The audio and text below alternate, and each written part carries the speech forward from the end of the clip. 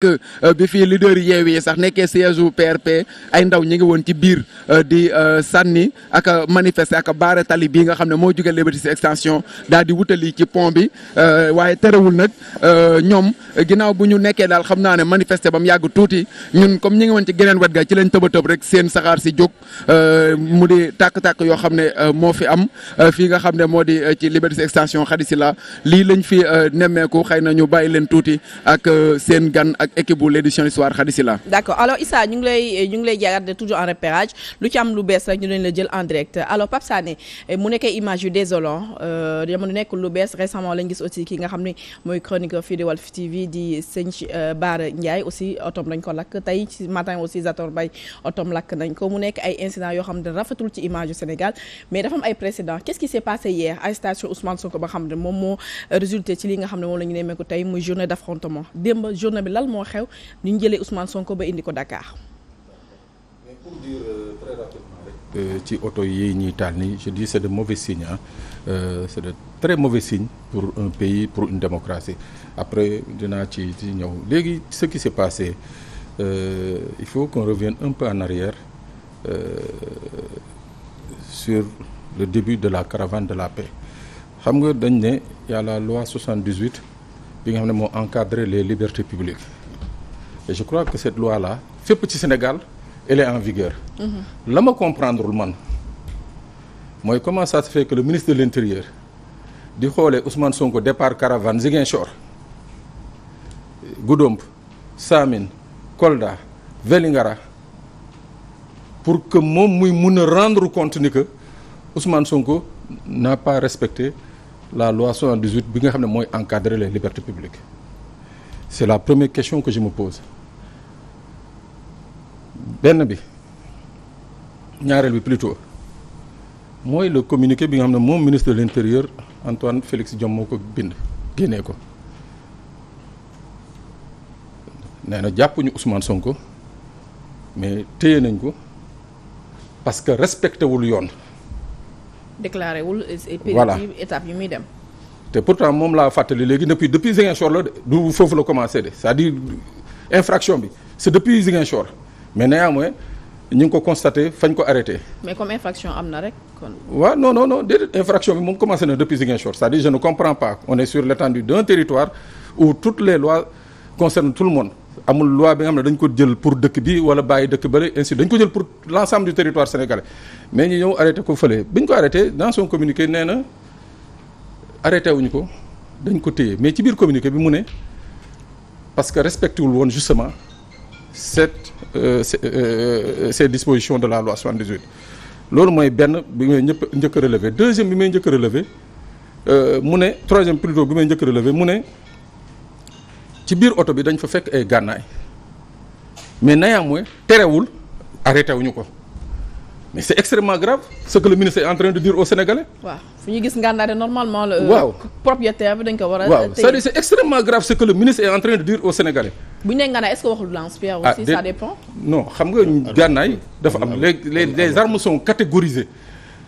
et monsieur le ministre le sait très bien su ne des armes sans pour autant préciser la catégorie man Sénégalais je suis libre de comprendre que c'était des armes à feu hein. Moi je suis libre de comprendre ça. man je suis libre de comprendre que c'est des armes à feu comme keneen il est libre de comprendre que ay lance-pierre la woon ou bien ay bâton anti défense ça dépend il fallait qu'il le précise ça n'a pas été précisé. Alors on comprend à travers ce communiqué que dans ce Sénégal am na ay nit ñi nga xam ne mën nañu doxantoo ak ay gànnaay te dara du leen ci fekk bu ñu leen jàppee duñu leen yóbbu kaso duñu leen yóbbu ci yoon mais dañ leen di yóbbu tranquillement seen kër donc moi je dis que tout ça mooy que y a un manque de sérénité qui est là qui commence à trop durer et puis di peiner tous les Sénégalais c'est-à-dire que tey lii képp ku ko interpréter et ce que je dis c'est des faits c'est un communiqué et c'est des faits qui nga xam ne qui sont déroulés depuis que Ousmane Sonko a quitté Ziguinchor alors ñu téye ko indi ko ba këram mu egsi këram ñu barricade këram ay nitam ay militants am ay mbokkam ay jegeñaalem ay avocat am ñu ne leen vous n'avez pas accès à son domicile. avant loolu sax am na live bu mu waroon def démb à 23h mais ñëpp dañoo doon toog di xaar ñu ne ñi nga xam ne mooy service digital am amuñu woon accès dugg këram. waaw mooy les proches et consorts quoi militants de communication. ñooñu ñëpp ñu ne leen vous n'avez pas accès à ce que je comprends jusqu'à aujourd'hui amagul benn décision d'un juge bi nga xam ne wala d'une autorité administrative bu ordonner la mise en résidence surveillée de Ousmane Sonko. Alors loolu bu amee qu'est-ce qu'on va depuis hier ay militants daa dina lii mënul nekk c'est le seul de nos responsables ba nga xam ne ñu ngi koy appliquer une loi alors que fañ ko jàppee ca Koungheul dans la région de Kaffrine au même moment monsieur le ministre Abdoulaye xaw ma nan moom mu ngi doon def convoi. mais Pape Sané am na loo xam ne aussi mënuñu koo fàtte. Vas-y. bu fàtte ni ci caravane ba aussi bañ da eggee ba Kolda dafa am koo xam ne dafa ñàkk bakkanam. donc est-ce que du fait boobu moo nekk l'élément déclencheur boo xam ne il fallait ñu arrêter ko pour sa propre sécurité moom et celle di nga xamante ni mooy ses militants pour ñu ni ko à Dakar. Non, je suis tout à fait d'accord avec toi Khady mais est-ce qu'il fallait attendre qu'il y ait un mort à Kolda man foofu laay waxee c'est-à-dire que ministre bi li mu évoqué c'est une loi qui est là mais pourquoi depuis Ziguinchor bu muy départ dañu ñëw ko prix taxawal fait une déclaration ñu xam fan ngay jaar ñu jël ay dispositions c'est la moindre des choses dans un état qui se respecte donc moi ce que je comprends pas mooy en fait ça léegi nag je le dis au même moment ci région bañ ko jàppee ci zone géographique bi ñu fa jàppee y a un ministre de la République bu doon def convoi au même moment alors le problème les gens se posent la question mooy que les lois elles sont applicables géographiquement ou bien elles sont applicables par personne désignée loolu nag soo jàngatee loolu lii xew tey mun nga commencer nag di ko apprécier c'est-à-dire ces militants ces sympathisants se disent que non trop c'est trop kii c'est notre leader jàpp nañ ni que ñu ngi koy trimballer de procès en procès ñu ngi koy trimballer à chaque fois bu génnee à chaque fois qu'il y a quelque chose on tape sur lui on casse sur lui on fait ça et ça donc tey on nous empêche d'aller chez lui écoute il y a ce qu'on appelle un peu l'interdit stimule la curiosité et même des fois moi je parle pas de l'interdit attire je ne dis même pas la curiosité mais elle stimule une certaine violence parce que day judd day am lu muy juddal day am lu muy quelque chose lu muy li nga xam ne da koy day judd ci nit ñi des frustrations alors est-ce que aujourd'hui il n'est pas temps qu'on revienne à la raison Ousmane Sonko c'est un Sénégalais si on veut en faire un Sénégalais à part mooy que ñoom ñu ngi ñuy tooñ parce que man je vais pas accepter que Ousmane Sonko ait plus de droits que moi dans ce pays je vais pas l'accepter quelqu'un d'autre ne va pas accepter que Ousmane Sonko ait plus de droits que lui dans ce pays Ousmane Sonko également moom et ses militants ils vont pas accepter qu'on fasse appliquer des lois sur eux alors que d'autres dans ce pays font ce qu'ils veulent il faut que loolu mu kii te pour ça moo tax ma ne il faut que qu'on revienne à la sérénité d'accord mooy la nga xam ne moom la Sénégalais yépp moom nañu jéem a xool nuñ koy arranger parce que ce qui se voit comme ça n'augure rien de bon sa xel tey na non sama xel dafa tey c'est-à-dire je le dis souvent les gens me disent que je suis alarmiste mais j'ai eu la chance d'avoir été dans des pays où quand ça partait en vrille c'est parti sur des détails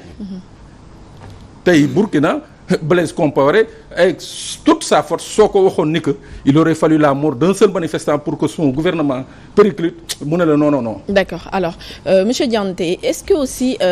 Ousmane Sonko moment bu mu choisir pour def caravane de la liberté bi c'était pas le moment d'autant plus que mi ngi génn ci benn procès boo xamante dañ ko jugé par contumace verdict bi dafa war a génne fii ak le premier est-ce que mënu woon xaar ba après pour apaiser la tension balaa muy amal li nga xam ne mooy caravane de la liberté. Oui mais ce qui s'est passé moom mooy que ne Ousmane Sonko dafa demoon Ziguinchor parce que foofu la nekk maire de la ville la commune de Ziguinchor mu tombeek ñu amal fii procès li ñuy nit ñi di wax yépp Ousmane Sonko nee na moom jotul convocation te kenn indiwul pièce matérielle pour wane ne convocation baa ngi nii déchargé na ko jot na convocation donc puisque jotul convocation bu procès amee te mu concerné ko moom jotul convocation dafay toog Ziguinchor parce que dafa amoon liggéey bu muy def foofu. ci diggante bi ñu déggee ne woy bu Ousmane Sonko ñëwul nit ñi dañ koy dem jëli et cetera sa base affective moom mooy nga xam ne moom mooy Ziguinchor xale yi taxaw ne kenn du ko laal mais waxtaan na ak ñooñu ne leen naam am na liggéey boo xam ne da koy def Ziguinchor mais am na ay liggéey yoo xam ne aussi Dakar la ko mën a defee mu tàggu ñëpp Sénégal ak adduna bi ne damay dellu Dakar mais bu may delloo Dakar mënuma du ma jël avion comme ni mu daan defee mais damay jaar ci yoon bi amoon na yoon bu gën a gàtt bu jaaroon par la Gambie day naan dafa dugg territoire étranger alors que il est sous contrôle judiciaire te contrôle judiciaire bi instruction bi jeex na normalement bu nekkee ci pays boo xam ne loi bi dañ koy appliquer dañ ko war a delloo ay kayitam. moom doon dem fa la jaar de. parce que taxaw na am na foo xam ne taxaw na fa ba daal di photo. waaw mais xam nga boobu dafa dafa nekk ci benn campagne de désobéissance civique il est dans une campagne de désobéissance civique. xëy na c'est un acte qu'il a posé. mais bu delluwaatoon foofu aussi xëy na les gens vont avoir à dire. mu ne léegi damay jaar ci yoon bi yoon boobu nag bu muy jógee këram il n'a pas rasé les murs il a commencé sa caravane dans la commune de Ziguinchor. kenn arrêté wu ko moom la Pape Sané doon wax jóge Ziguinchor sur tout le long de son trajet ay Goudomp ay Taanaaf foofu yëpp taxaw na fa. est-ce que résistance à Ziguinchor moo gën a farouche que bu nekk Dakar moo tax ñu jàpp ko. déedéet mais c'est juste une question que bu ñëwee Kolda justement. li nit ñi di wax yëpp moi j'étais sur le terrain. c'est la police parce que on est à l'intérieur d'une ville gendarmerie duñu fa intervenir c'est la police qui a mis des barricades pour empêcher Ousmane Sonko dugg biir Kolda. les jeunes avaient dit que c'est pas possible ñoom mënuñu d'accord loolu ñoom seen leader la ñu accueilli parce que dañ njëkk ñëw provoqué booy yi ne leen jóge leen fi booy ne leen ñun duñ fi jógee parce que suñu leader dafay ñëw Kolda te dañ koy teertu man bi ma déggee loolu je suis descendu sur le terrain di waxtaan ak xale yi ne ma kenn mënuñoo tere ñun bu Ousmane Sonko duggee fii duñ ko gàttandu dañ koy teral yóbbu ko gunge ko parce que la police elle-même xamuloon ne Ousmane Sonko dafa waroon fanaan Kolda. bi ñu insister moom Ousmane Sonko moo ma ne jante léegi li ko commissaire wax est-ce que yoon bii buñ dafa jaaree dinañ dem hôtel ba ma ne ko waaw mën nañ di jaar hôtel yoon bi mu dem hôtel ba mais man dama jàpp ni nii la ñu war a jaar pour egg foofu mu ne non xoolal guddi na pare nañ jaar noonu ñu dem hôtel ba te d'ailleurs il n'a même pas fait de parade à Kolda parce que ci biir otom la toog. du mu egg hôtel ba mais les jeunes n'avaient pas supporté que ñu tere Ousmane Sonko mu dugg Kolda.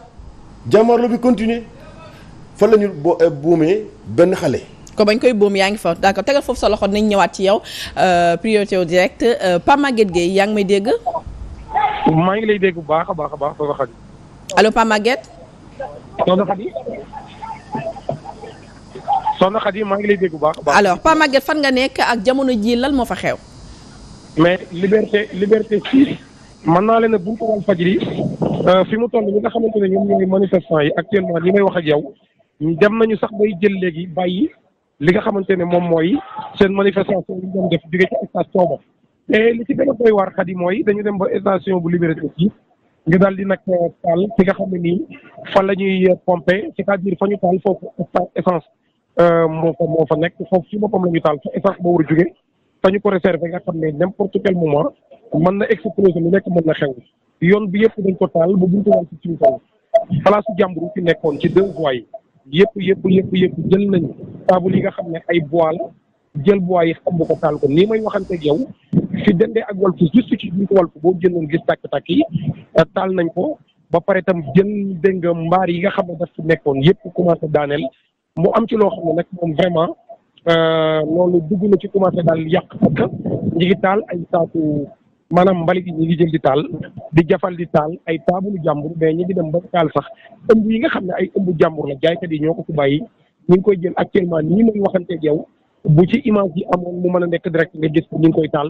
nga gis koo xam ne day jëw rek jël benn ëmb jàmbur ngay fan sànni ci taal bi muy image yu doy waar fii mu toll nag li ci doy waar mooy dañu gisagul police ndax sànq ci ginnaaw jëwoon nañu attaqué ñoom itam wàññi affaire yi waaye fii mu toll tembe lu mat daanaka ay 40 minutes ndaw ñi rek ñoom ñoo nekk fii di taal di def di nangam mais gisuñu benn yoon boo xamante ne police ñëw na wala gendarmerie fii may waxante yow al moment où je vous parle amul police amul gendarmerie mais allée bi yëpp ñu ngi commencé lu ñu jekk taal. fii ci wetu Walfadjri comme ni nga ko waxee situation bañ commencé dégénérer parce que gis nañ ni comme les dégâts collatéraux jaaykat yi nekk fii ni ci rond-point Liberté 6 aussi ñu ngi commencé aussi di subir les assauts de certains jeunes mu nekk loxo comme ni ñu koy waxee rek ay du yem ci boppu borom. Khady est-ce que lii war na mën a continuer Sénégal. du tout. solution baa ngi fii mënuñoo jox solution bi ginnaaw ñu dem wuti ay. mais Ousmane Sonko lu mu def bi ñu koy mettre en isolement ce n'est même pas une résidence surveillée parce que isolement la yow bu dee da nga jëm ci procès ku la layal du avocat sa avocat ñëw ne daf lay seeti parce que yow depuis lors tu étais à Ziguinchor yaa ngi doog a ñëw Dakar damay ñëw seet si la xëy na dañuy waxtaan wala liggéey ci par rapport à li ñuy xaar ñu ne avocat bi du dugg. kon avocat yi ñoom maître Roger Ba kenn mësul dugg. dugguñu. est-ce que jéem ngeen ko woo téléphone. téléphone aussi depuis démb il n'est pas joignable. il n'est pas joignable yorul xëy est-ce que yor na téléphone man bi muy jógee Kolda balaa muy ñëw Kolda maa ngi doon jokkoo ak moom. bu mu jógee Kolda ba ci ëllëg si le samedi maa ngi jokkoo ak moom mais à partir du dimanche j'ai pas eu de ses nouvelles. ba tey lundi. ba léegi je ne sais même pas de l'appeler parce que quand même koo xam ne ñu ne la mënuloo ko jot bon xëy na bu dee dafa yore téléphone am mënul bañ a gis sa appel te du la tontu man woo naa ko une fois démb il n'a pas pris j'ai compris qu'il n'a pas ses téléphones léegi li xew bi xale bi daanoo Kolda ñun quand on nous a informé man dama dépêché ay responsables ma ne leen nañ dem au niveau de l'hôpital régional pour ñu xool li dal xale bi mais ñoom balaa ñu egg foofu fekk na xale bi gaañu biñ ma ko décrire ma def demeen déclaration ne nañ def autopsie lu gën a gaaw pour ñu wax ni lan moo ko rey. kon yow affrontement bi am ba mu ñàkk ci ba kan da ko fekkee. non c'est-à-dire que ñun bi ñu demee ba boobu maa ngi ànd ak Ousmane Sonko ci ginnaaw gi la ñu boom xale bi parce que après les jeunes dañoo taxawoon foofu ne leen loolu du yoon waruñoo dévier cortège yu leader bi seen leader donc ñu nekk foofu di jàmbaarloog ñoom léegi nag bi procureur bi defee communiqué am dafa ne balle réelle moo ko rey mais gaawantu naan dafa am ay nit yoo xam ne dañoo yoroon pick-up yoo xam ne amul plaque d'immatriculation ay saboteur lañu ñoom bu ñu leen identifié mu tax arrêté wuñu leen. logiquement man pendant tout le temps que j'étais là-bas musuma gis benn pick-up bu nekk foofu à part les véhicules de la police donc loolu il faut que ñu tirer ko au clair parce que man li ma leer ba leer mooy. col doigt yi xaw ma kañ lañ leen di jox neewu xale boobu pour ñu suul ko mais laata loolu il faudrait que ñu tirer affaire bi au clair ñu xam lan moo rey Alioune Badara léegi nag li dal Ousmane Sonko démb bu ñu koy jàppin bu ñaaw la sax mais ministre de l'intérieur nee na dañ ko doon encadrer pour yóbbu ko këram. ku ñuy encadrer kay mooy dañ lay fekk sa oto ñu encadrer sa oto gunge la nga ñibbi. démb de loolu la wax moom sur les zones de la RTS. waaw mais koo xam ne dañ lay encadrer lu ñu fouiller sa oto dinaan dañ fa fekk ay gànnaay te indiwoo benn preuve ne dañ fa fekk ay gànnaay qu'est-ce qu'il voulait qu'est-ce qu'il recherchait bu dee yow identifié nañ la xam na ne yow yaa nekk ci oto bi yow lañ soxla woon léegi yow sa caravane de la liberté